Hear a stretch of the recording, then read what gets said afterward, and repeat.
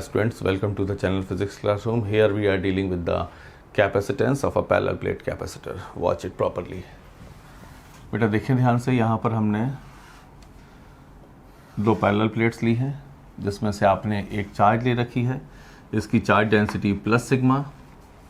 कैसी है ये प्लेट्स? बेटा ये ऐसी है प्लेट्स, ठीक है. इसकी चार्ज डेंसिटी प्लस सिग्मा, बेटा इसकी चार्ज डेंसिटी माइनस सिग्मा. और ये grounded, outer portion, outer layer is grounded, बाहर से ही ग्राउंडेड है, आपको पता है, ठीक. इस पर प्लस चार्ज है और ये प्लेट जो है ये नेगेटिवली चार्ज है. दोनों प्लेट्स के बीच का जो गैप है वो डी है. अगर मैं इसका साइड व्यू बना दूँ, अगर ऐसे फ्रंट व्यू बनाएं तो ये बनेगा बेटा ऐसा, सामने से ऐसा दिख रहा है. ये पॉजिटिवली चार्ज प्लेट हो गई, इसकी डेंसिटी प्लस सिग्मा हो गई. और ये नेगेटिवली चार्ज प्लेट है, इस पर डेंसिटी माइनस सिग्मा हो गई, ठीक. क्योंकि इस पर चार्ज पॉजिटिव है, चार्ज है, पोटेंशियल होगा इसका अपना. इसके पोटेंशियल को हम Vm बोल रहे हैं और इसके पोटेंशियल को हम Vn बोल रहे हैं, ठीक है.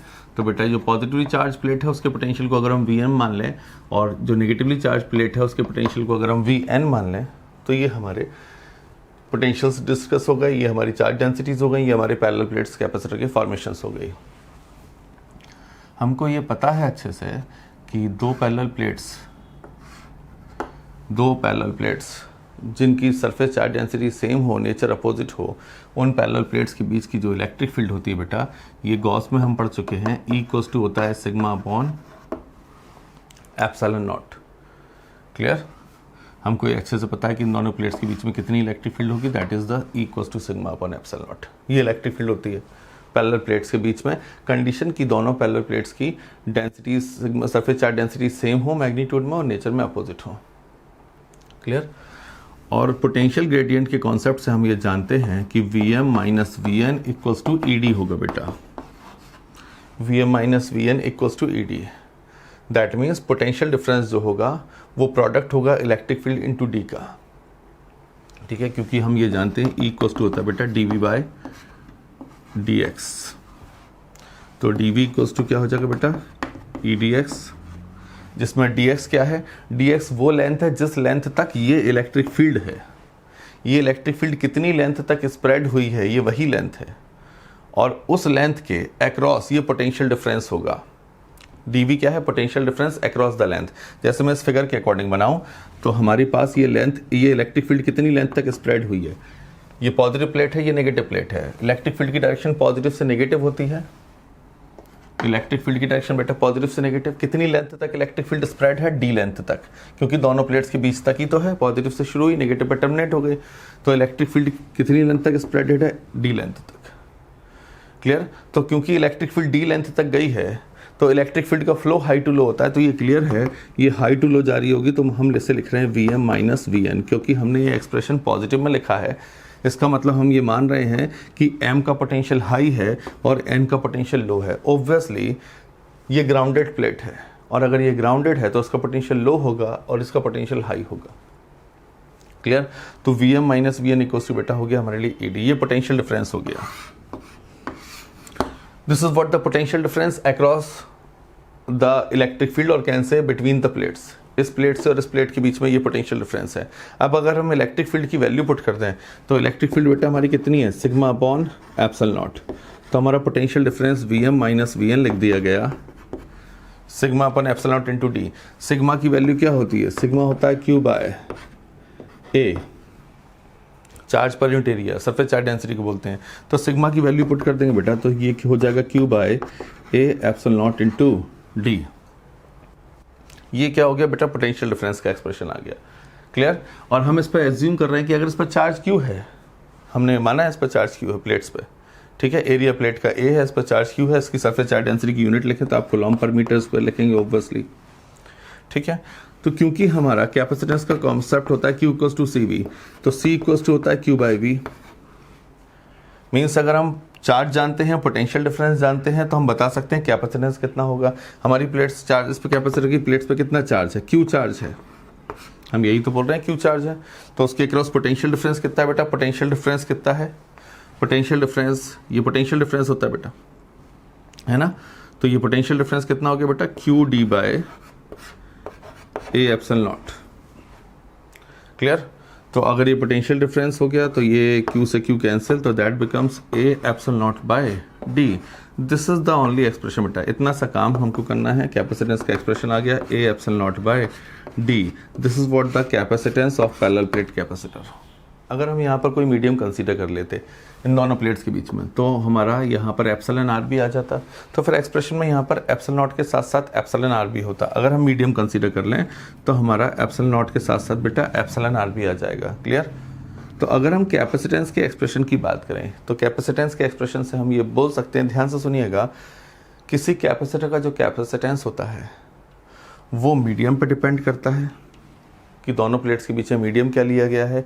Area of cross section of the plates पर डिपेंड करता है कि प्लेट्स का क्रॉस सेक्शन एरिया कैसा है।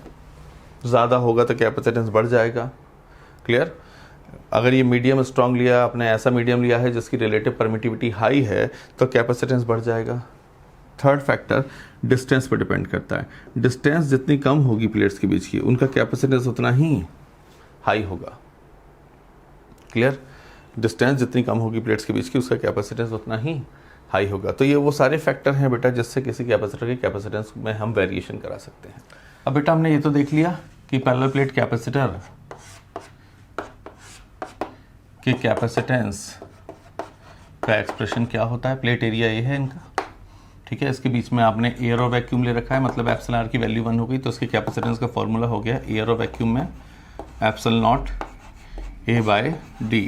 अगर ऐसा ही हम एक और कैपेसिटर लें, सुनेंगे ध्यान से, अगर हम इस कैपेसिटर को एक और फॉर्म कर रहे हैं यहाँ पर, जिसमें हम प्लेट एरिया वही ले रहे हैं जो इसका था, प्लेट एरिया में चेंज नहीं किया, उनके बीच में गैप में भी चेंज नहीं किया, बट एक चेंज किया कि हमने यहाँ पर डायलेक्ट्रिक इंट्रोड्यूस करा दिया, तो फिर कैपेसिटेंस का फॉर्मूला क्या हो जाएगा। Capacitance in medium, M for medium लिख रहे हैं हम, तो epsilon not epsilon R A by D। This is what the parallel plate capacitor के कैपेसिटेंस का expression when there is a dielectric placed between the plates of capacitor।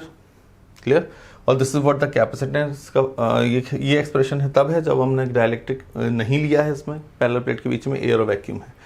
इसमें एक चीज़ का ध्यान रखें, ये जो हम यहाँ पर डायलेक्ट्रिक ले रहे हैं, तो डायलेक्ट्रिक जो है वो इस पूरी लेंथ को कवर कर रहा है D। मतलब हम ये कहना चाहते हैं डायलेक्ट्रिक लेफ्ट प्लेट से टच करता हुआ राइट प्लेट तक गया है, ठीक है। और यहाँ पर जो डायलेक्ट्रिक आपने डाला है ये कोई कंडक्टर नहीं है, मेटल नहीं है। ये हम अभी और डिटेल में पढ़ेंगे, तब जाएंगे तब पता करेंगे, लेकिन अभी आपको ये पता होना चाहिए कि यहाँ पर जो डायलेक्ट्रिक लिया है वो मेटल नहीं है, और ये लेफ्ट प्लेट से राइट प्लेट तक पूरे में D लेंथ तक स्प्रेडेड है, ठीक। तो अब हम इसको इस एक्सप्रेशन 2 में और ये एक्सप्रेशन 1 में, ये मीडियम के लिए कैपेसिटेंस है, ये एयर और वैक्यूम के कैपेसिटर का, ये मीडियम वाले केस में कैपेसिटर का कैपेसिटेंस है, ये एयर और वैक्यूम वाले केस में कैपेसिटर का कैपेसिटेंस है।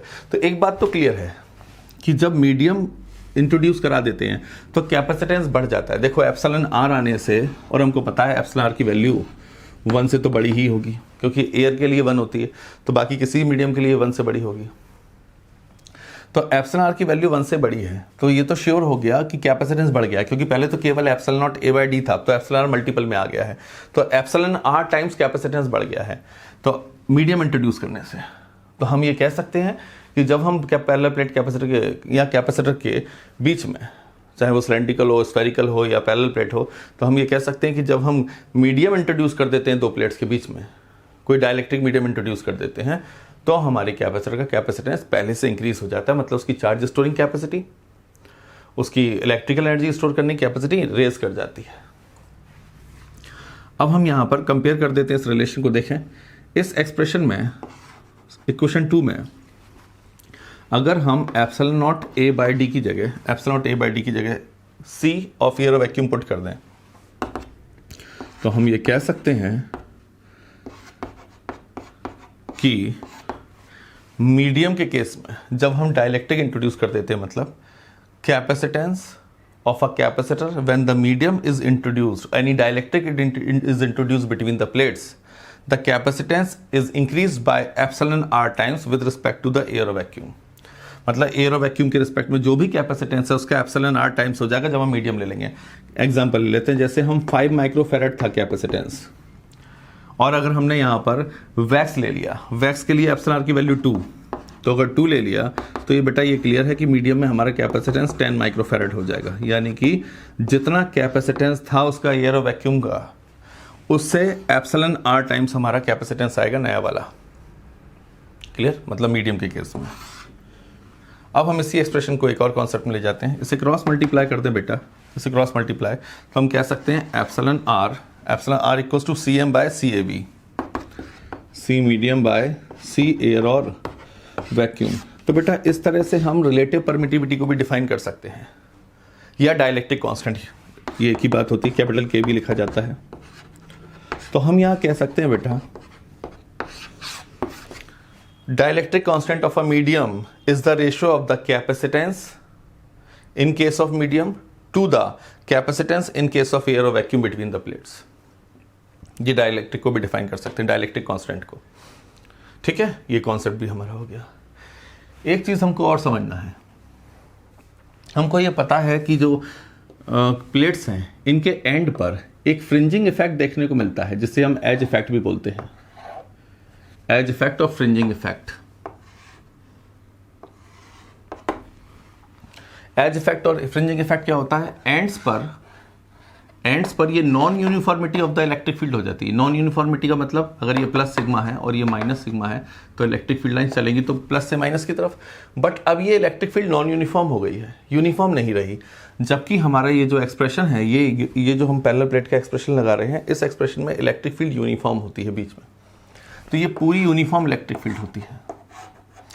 जबकि एंड पर क्या देखने को मिलता है बेटा, एंड पर इलेक्ट्रिक फील्ड नॉन यूनिफॉर्म हो जाती है। इसी चीज को हम फ्रिंजिंग या एज इफेक्ट बोलते हैं, जो कि डिजायरेबल नहीं है हमारे एक्सप्रेशन के अकॉर्डिंग। हम इसे कम मिनिमाइज करना चाहते हैं।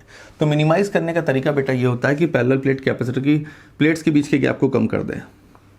तो जब हम गैप को कम कर देंगे तो ये जो कर्व है, ये जो टर्निंग है इलेक्ट्रिक फील्ड लाइंस की, ये कम हो जाएंगी। कहने का मतलब अगर हम इन दो पॉइंट्स के बीच में ये कर्व फॉर्म करते हैं, ठीक है, ध्यान सुनना, ये दो पॉइंट हैं, इनफैक्ट दो प्लेट ले ली, तो दो प्लेट के बीच में इलेक्ट्रिक फील्ड लाइंस, अगर ये दो प्लेट दूर हैं, फार अपार्ट है, ज़्यादा दूर रखी हुई हैं, तो इनमें इलेक्ट्रिक फील्ड लाइंस की टर्निंग बहुत ज़्यादा होगी। जितनी ज़्यादा टर्निंग होगी, कर्वेचर उतना ही ज़्यादा देखने को मिल रहा है, और कर्वेचर अगर ज़्यादा देखने को मिल रहा है, मतलब टर्निंग ज़्यादा देखने को मिल रही है बेटा, तो फिर ये डिज़ायरेबल नहीं है। हम चाहते हैं ये मिनिमाइज करा जाए, क्योंकि ये यूनिफॉर्मिटी नहीं है, हमको ऐसा चाहिए, हमें ऐसी स्ट्रेट लाइंस चाहिए, स्ट्रेट। तो फिर हम क्या करेंगे, इन दो प्लेट्स के बीच के गैप को कम कर देंगे। मान लीजिए हमने दो प्लेट्स के बीच के गैप को ये कर दिया, अब बेटा टर्निंग कम देखने को मिलेगी। मतलब पहले जो कर्वेचर था, इतना बड़ा जो कर्व था, वो अब छोटे से कर्व में कन्वर्ट हो गया, मतलब अब ये ऑलमोस्ट पैरेलल हो गई हैं, ऑलमोस्ट। तो गैप और कम कर देंगे तो हमको और अच्छा पैरेलल कॉन्सेप्ट देखने को मिलेगा। ठीक है, तो हम यहाँ पर ये कह सकते हैं कि दो पैरेलल प्लेट्स के बीच के गैप कम करने से हमारा ये जो एज इफेक्ट है या फ्रिंजिंग इफेक्ट है, ये मिनिमाइज किया जा सकता है। ठीक है, this is what all about the capacitor. Now we deal with the numericals on the parallel plate capacitor. हम कुछ न्यूमेरिकल्स देख लेते हैं बेटा। हमारे पास जो क्वेश्चन है वो सुने, जो हम फर्स्ट क्वेश्चन वो लेके चल रहे हैं।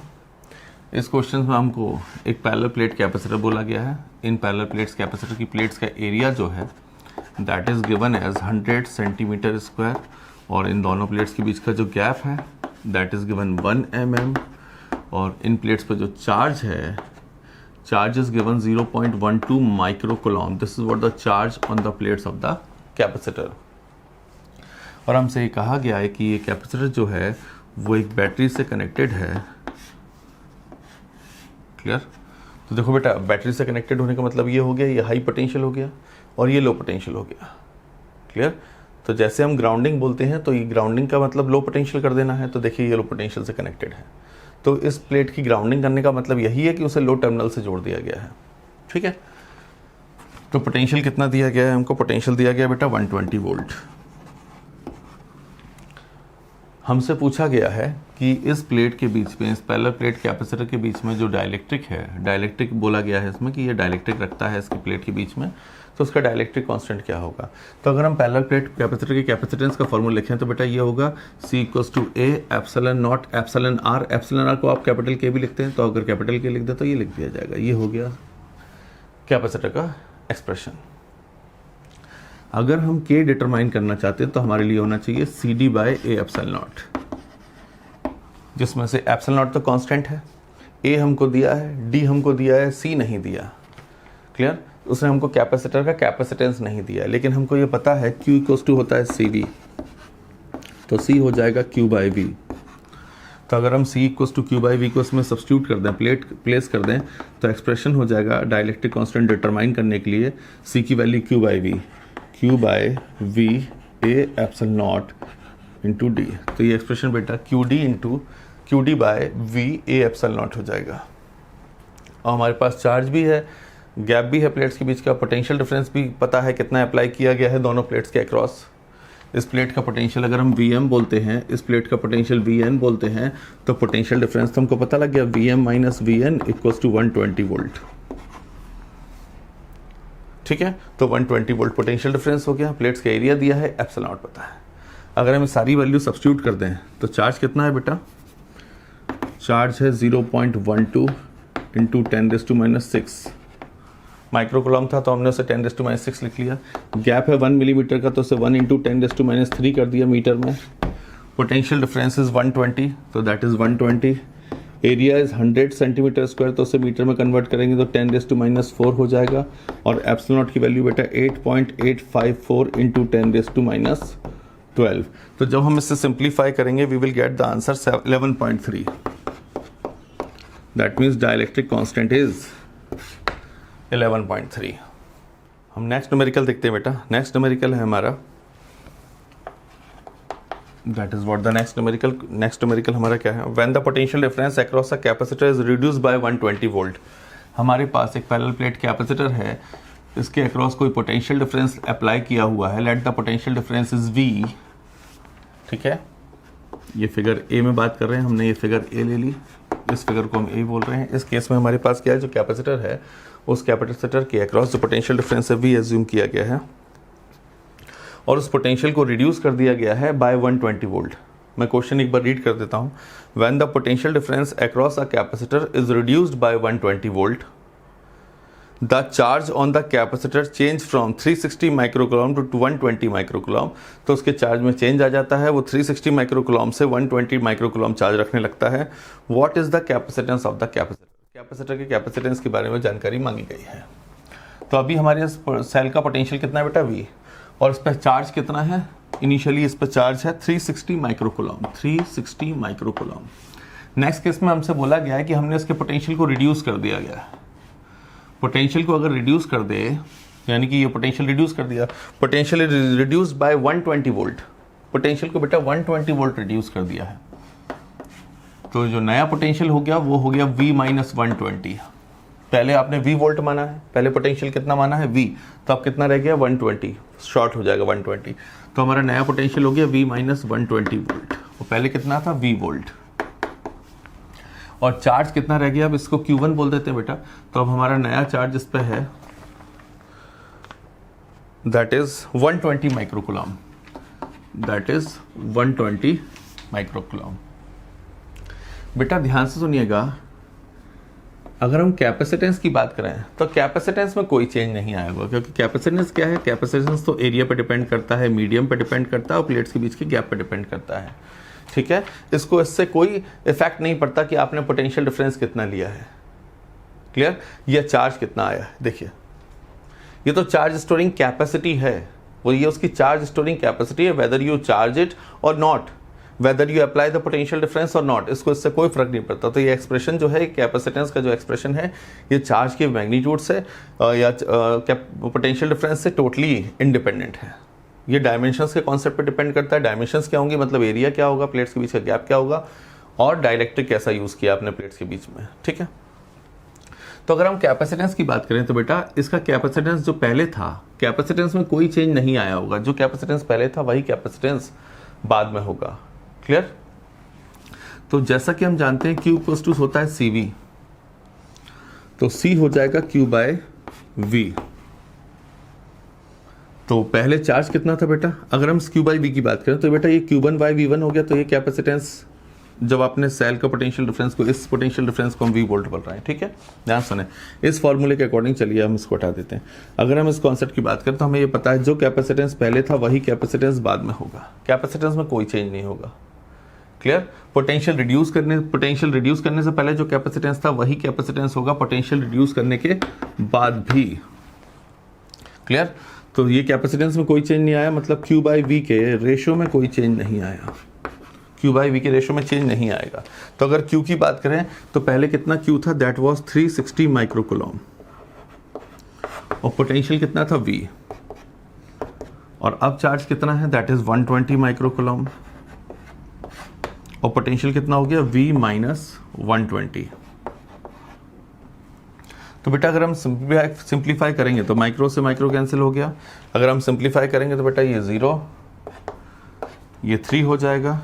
तो ये रिलेशन क्या हो गया बेटा, ये हो गया 3 by V equals to 1 by V minus 120। देखें ये 3 कैंसिल हो जाएगा, 12 3 36 से ये कैंसिल हो गया, 3 बाई वी हुआ, तो ये 1 बाई वी माइनस 120 बचेगा। तो क्रॉस मल्टीप्लाई करते बेटा, तो ये एक्सप्रेशन क्या हो जाएगा, 3v minus 120 equals to v, that is 3v minus 360 equals to v। तो बेटा इसको अरेंज कर दें, 3v minus v equals to 360। Clear. तो ये 2v equals to 360, that is v equals to 360 by 2। ठीक है। तो ये पोटेंशियल कितना आ गया बेटा, 180।